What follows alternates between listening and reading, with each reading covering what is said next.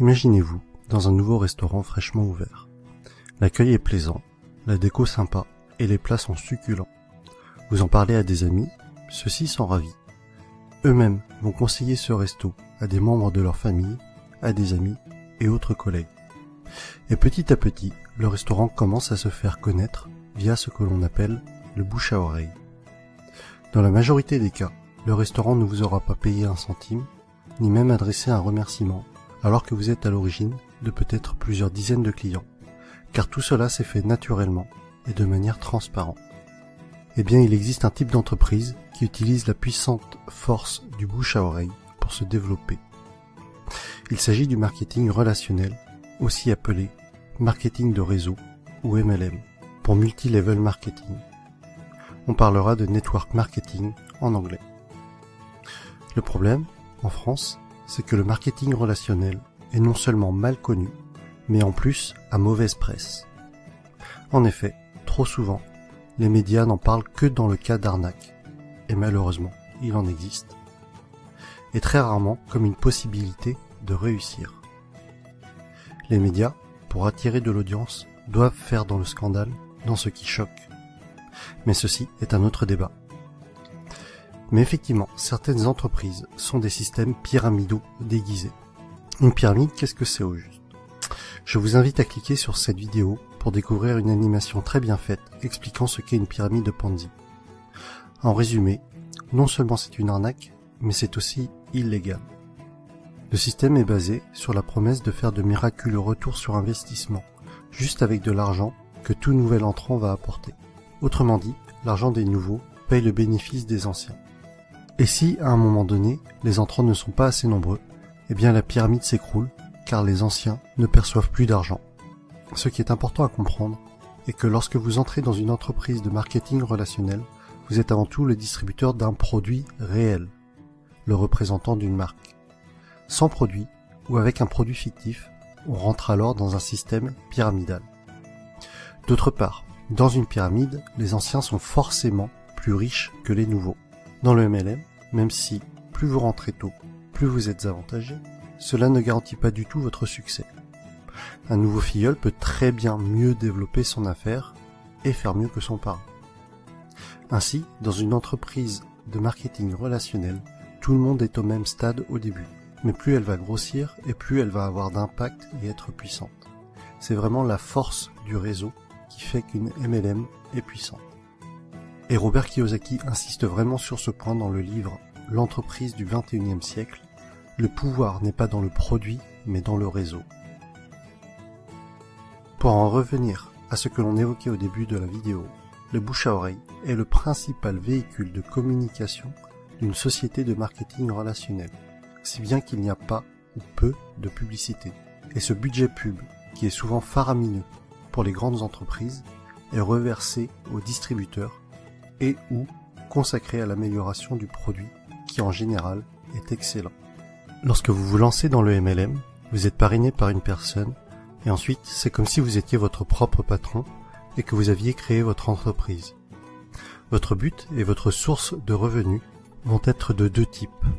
Soit en parlant du produit autour de vous et en le revendant, soit en parrainant d'autres personnes qui elles-mêmes vont devenir distributeurs.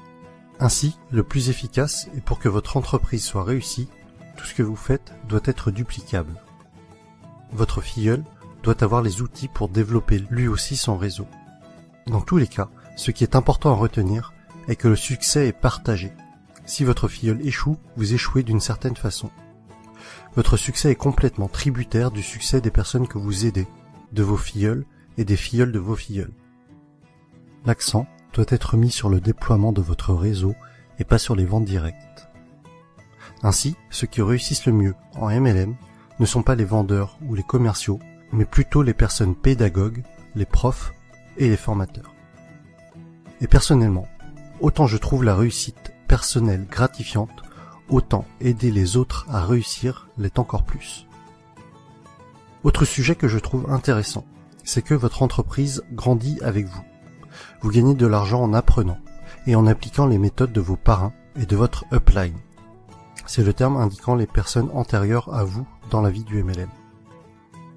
Autre point fort du marketing de réseau est que pour devenir distributeur, cela demandera en général un faible investissement financier au départ, contrairement à la majorité des créations de nouveaux business.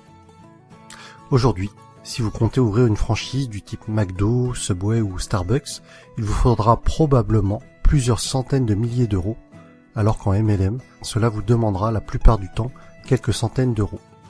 Ensuite, tout est préparé pour vous. Vous allez avoir votre propre boutique en ligne, tout un tas de plans de formation pour vous, mais aussi pour vos filleuls, ainsi que différents kits de présentation.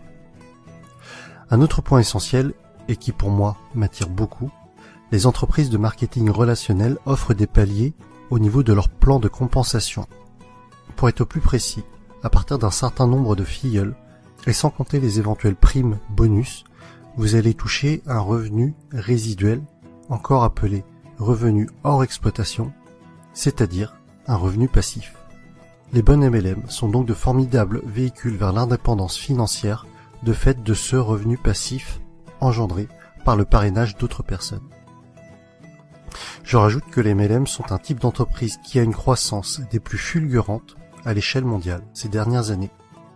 Aux USA, ça a vraiment explosé depuis les années 90.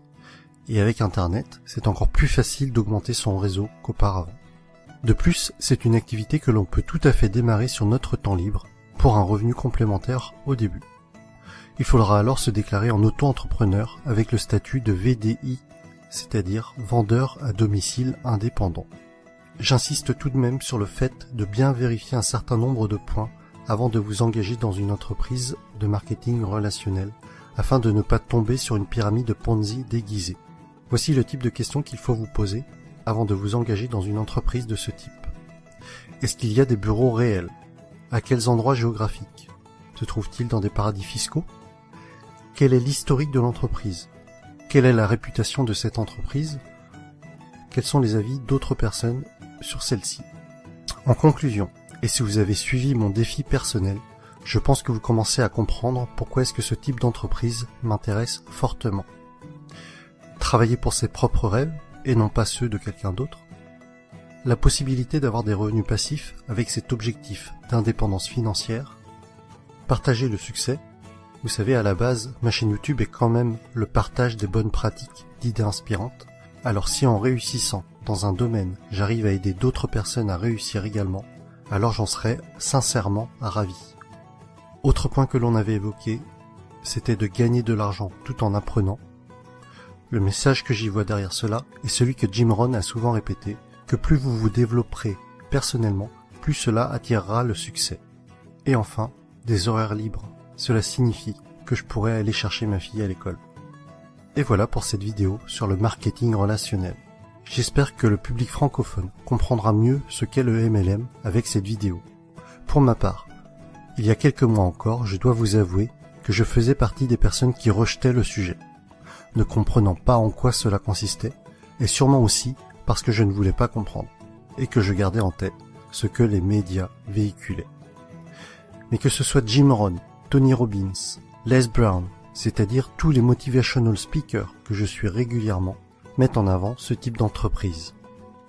Et après mes lectures de l'entreprise du 21e siècle, de Robert Kiyosaki, et de 45 secondes qui changeront votre vie, de Don Fire, j'ai finalement changé d'avis sur le sujet et je suis décidé à me lancer.